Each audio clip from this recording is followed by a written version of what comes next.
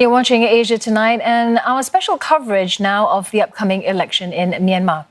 The country goes to the polls in about a month from now under the shadow of the coronavirus pandemic. For many, the economic impact of COVID-19 has been far more devastating than the virus itself. And this is where Myanmar is on a world map. Bordering China, India, Thailand and Laos, it's heavily dependent on cross-border trade. So, when borders were shut due to the pandemic, Myanmar's economy took a beating. Remittances, exports and tourist arrivals all fell sharply. GDP growth is expected to take a major hit, with growth estimates for the financial year, which ended in September, being lowered from 7% to 4.3%. The biggest hit to GDP came from the country's garment factories.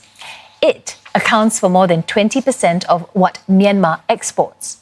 70% of its final goods go to Europe, but many orders were cancelled, and more than 90% of the raw materials, now they're sourced from China, but closed borders meant serious delays in sourcing these materials.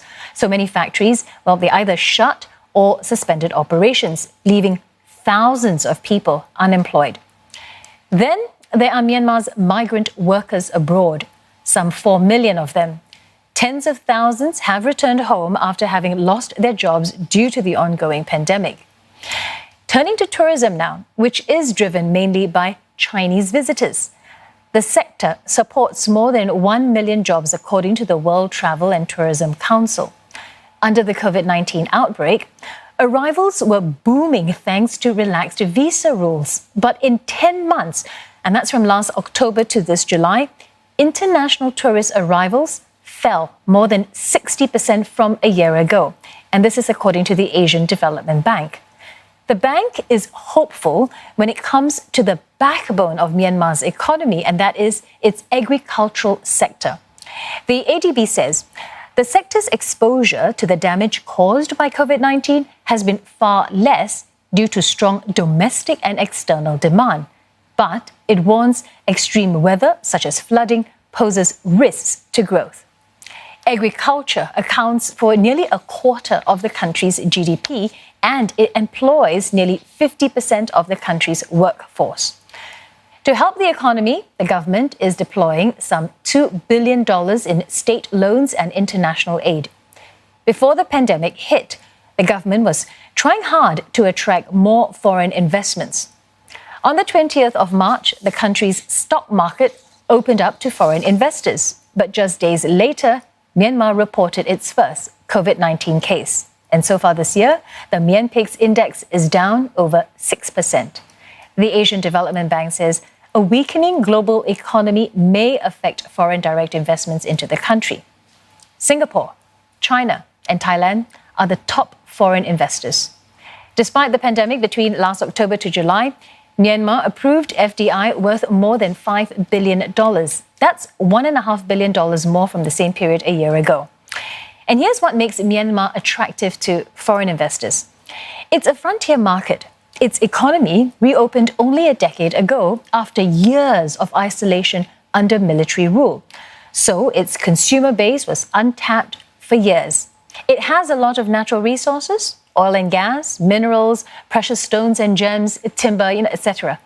And then, importantly, its geographical location. Myanmar is also a vital piece in China's Belt and Road Initiative. A high-speed rail link is in the works, costing well over $9 billion. And to give us more insight on Myanmar's economy, let's speak with Dr. Lee Jae Young, Group Head and Lead Economist for Japan, Myanmar and Thailand at AMRO. He joins us now. Dr. Lee, Myanmar has seen sharp declines in exports, remittances and tourist arrivals, a similar story across most of Southeast Asia. But how far-reaching is the pandemic's impact on Myanmar's economy? Thank you, Steve. The pandemic has weighed heavily on Myanmar economy across all sectors, especially after the second wave of infections in August. With the decline in exports, remittances, and tourist arrivals, as you mentioned, both consumption and investment have dropped sharply. At the moment, the government spending is supporting the economy from the impact of the COVID-19 and associated lockdown measures. However, the external position in Myanmar remains relatively strong due to a stable trade balance and strong capital inflows. The Myanmar government has also successfully secured sizable foreign currency funding from international donors, including the IMF. This will provide some buffer to support the economy. To date, Myanmar has reported more than 22,000 COVID-19 cases and over 500 deaths. Thus, the key to its economic recovery will be effective containment of the pandemic. So, Dr. Lee, has the pandemic then derailed Myanmar's recent progress in poverty reduction, do you think? It's an interesting question. We think the pandemic may delay Myanmar's efforts in poverty reduction, but less likely to derail it. In low-income countries like Myanmar, poverty largely comes with a sizable informal sector in the economy, insufficient healthcare services, a lack of social safety net, and so on.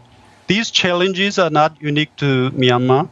However, with a young and talented population, strong foreign investment flows, and a progressive government, I'm quite positive that Myanmar will resume its strong growth path after the pandemic is over. Now, Dr. Lee, you sound quite optimistic about Myanmar. Where are the areas you think, or the bright spots in the country that you think can sort of be resilient and move forward from the pandemic?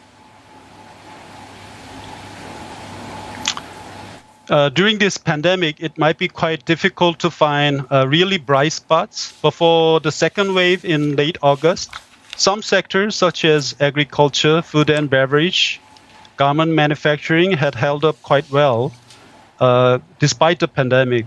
The outbreak seems to be a bit uncertain at the moment due to the recent spike in COVID-19 cases after August.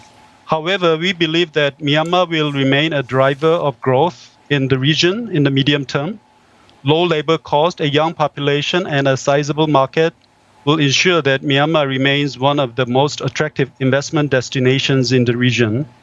When the pandemic subsides, several sectors, including garment manufacturing, telecommunication services, property, and tourism, are expected to continue to attract domestic and foreign investment. And Dr. Lee, turning to the US-China conflict, how do you see this affecting Myanmar? Surely it will affect the global economy, and Myanmar is not the exception. To me, how this would affect Myanmar negatively and positively, I think two things are quite important for Myanmar. Number one, the relocation of some labor-intensive sectors to Myanmar due to cost of labor. Second, the country's strategic location between China and India. The tariff war and tension between the United States and China, while dampening global growth and trade, have also affected Myanmar's exports as well as investment into the country. At the same time, the situation is likely to accelerate the relocation of some industries, especially those in labor-intensive sectors, from China to other Asian countries. Thanks to its young population as well as low labor cost, Myanmar is well placed to benefit from this shift. In addition, China also has brought more investment into the country, helping to develop Myanmar's infrastructure under its Belt and Road Initiative, as you mentioned earlier. Given the current circumstances, China might speed up this process. Anyway, in other words, it all depends on how the Myanmar government can tap on these opportunities through relevant policies and reform. Thank you so much for your analysis. We've been speaking with Dr. Lee Jae Young, Group Head and Lead Economist at AMRO.